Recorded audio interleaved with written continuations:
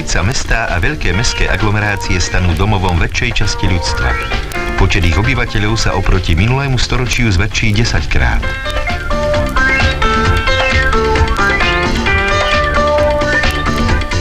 V 100-tisícových metropolách budú žiť viac ako 3 miliardy ľudí, ktorí pätinu života v bdelom stave strávia v zajatí dopravných prostriedkov.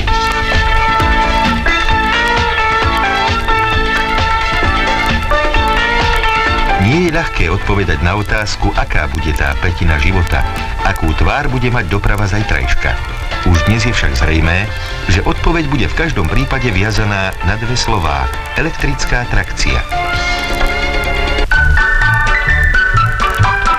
Prvé uznanie ekologických výhod elektrizovanej dopravy prinieslo už minulé storočie.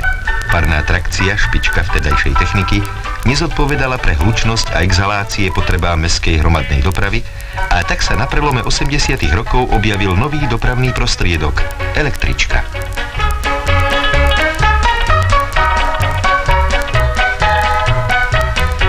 Električky rýchle zdomácnili v mnohých zámorských i európskych mestách. V Prahe sa objavili v 90. rokoch minulého storočia zásluhou Františka Křižíka.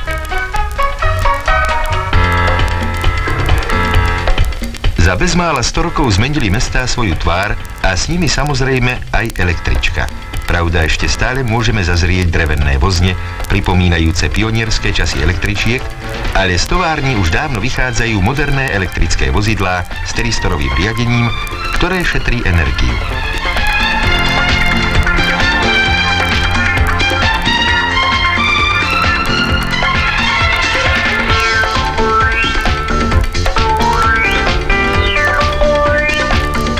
Búrlivý rozvoj zaznamenal aj iný prostriedok elektrizovanej mestskej hromadnej dopravy – trolejbus.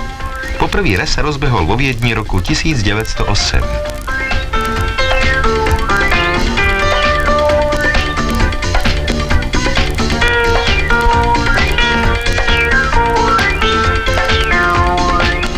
Po druhej svetovej vojne v čase obrovského rozvoja spaľovacích motorov ustúpil trolejbus v mnohých mestách autobusom. Čoskoro sa však malo ukázať, že tento spôsob modernizácie dopravy bol prinajmenšom krátkozraký.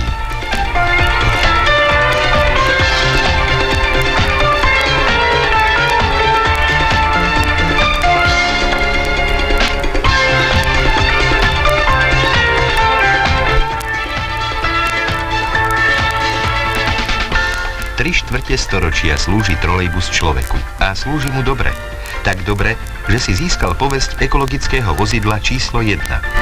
Tiché vozidlá, ktoré nezamorujú ovzdušie, sa preto stali symbolom dopravy dokonca aj v kúpeľných a rekreačných oblastiach.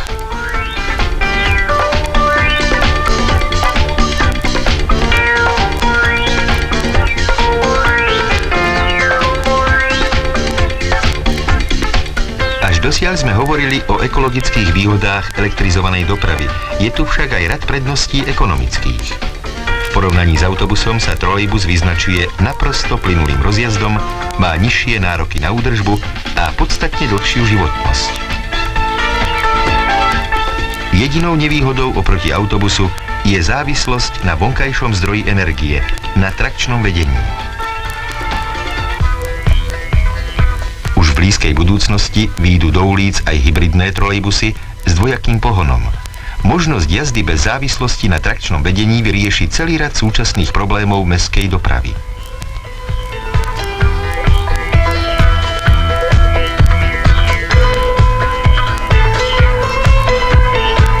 Aj bez hybridného pohonu je trolejbus s takým závažným príspevkom k ozdraveniu životného prostredia, že veľa miest v súčasnosti rozširuje svoju trolejbusovú sieť alebo robí jej rozsiahle rekonštrukcie. Taký je aj prípad 2-miliónovej maďarskej metropoly.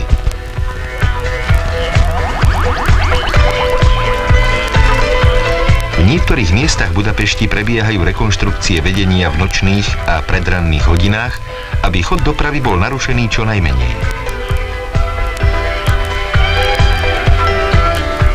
Na budapeštianskych križovatkách sa môžeme stretnúť aj s našimi odborníkmi, pracovníkmi podniku Elektrizácia železníc, ktorí svoje skúsenosti uplatňujú nielen v Československu, ale aj v zahraničí.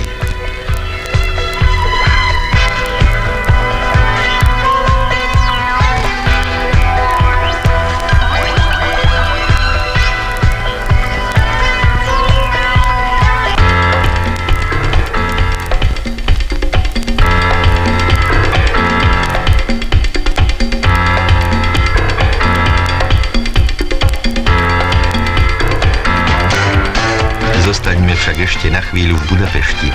Toto mesto vyniká uvážlivo budovanou dopravnou sieťou, v ktorej významnú úlohu hrá práve elektrická trakcia. Nájdeme tu nielen metro, električku a trolejbus, ale aj elektrizovanú prímestskú dopravu HEV.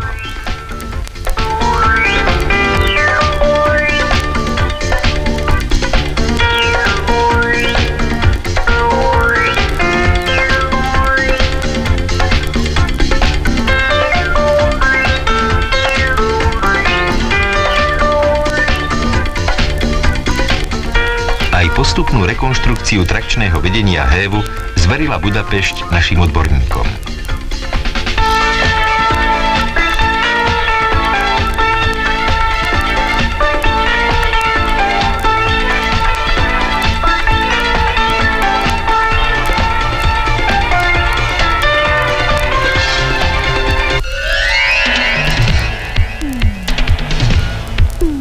S rozvojom mestských centier narastá nielen objem vnútornej dopravy, ale aj nároky kladené na dopravu medzi jednotlivými aglomeráciami. Dlhý čas sa zdalo byť budúcnosťou medzimestskej a medzištátnej dopravy letectvo, nesporne rýchly a pohodlný spôsob cestovania. Nedávna energetická kríza nás však postavila pred otázku, či tento spôsob cestovania nie je neúmerne nákladný.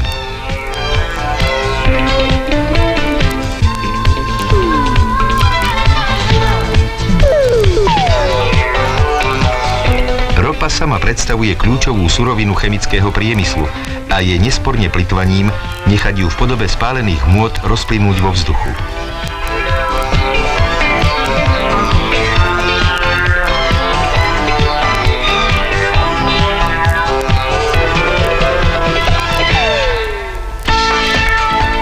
Elektrické trakčné vozidlá zužitkovávajú energiu domáceho pôvodu a to je jeden z hlavných dôvodov, kvôli ktorému sa elektrická trakcia stále častejšie dostáva k slovu k doprave na stredné a väčšie vzdialenosti.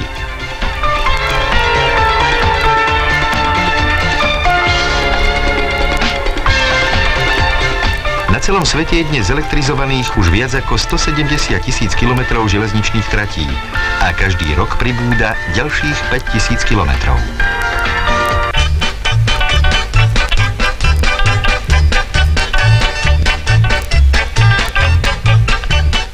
Naša prvá elektrizovaná trať bola uvedená do prevádzky roku 1903 medzi Táborom a Bechyňou. S jej vznikom je opäť spojené meno českého vynálezcu Františka Křižíka. Od vzniku týchto snímok uplynulo už 80 rokov, ktoré priniesli postupnú elektrizáciu mnohých tratí našej železničnej siete.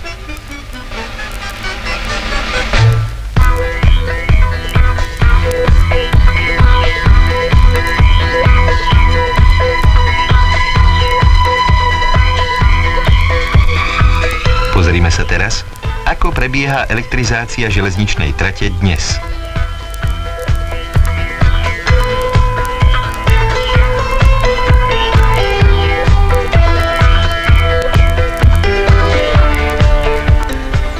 Do roku 2000 by v Československu malo byť zelektrizovaných 5000 km železničných tratí.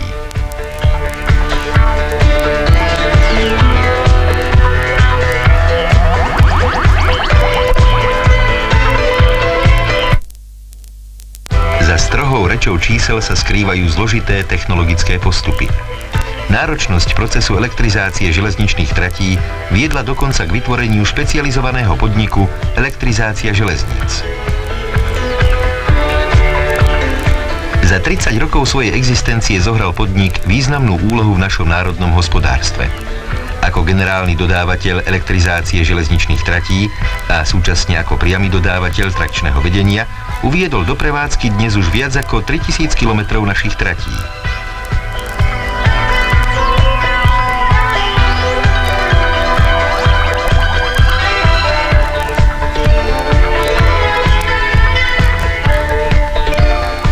Elektrizácia železničných tratí spája rad najrôznejších profesí.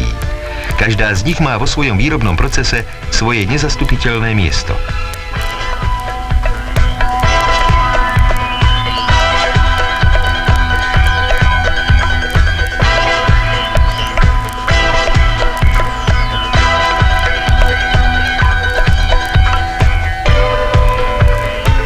nám každých niekedy zazrel z okna rýchlika, ale kto vlastne vie, koľko úsilia je za montážou všetkých tých nosných konštrukcií a konzolí, za ťahaním trojového drôtu nosných lán a zosilňovacieho vedenia.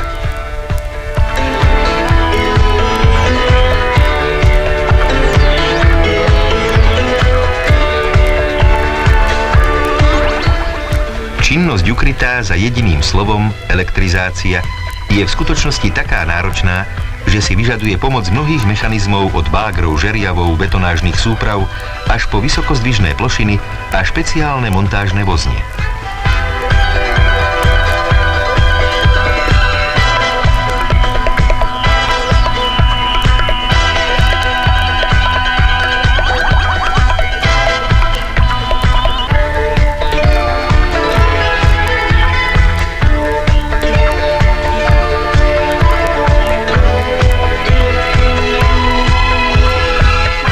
Je to tak trocha zázračná premena, pri ktorej sa drôty a laná postupne menia na životadarné tepny železničných magistrál.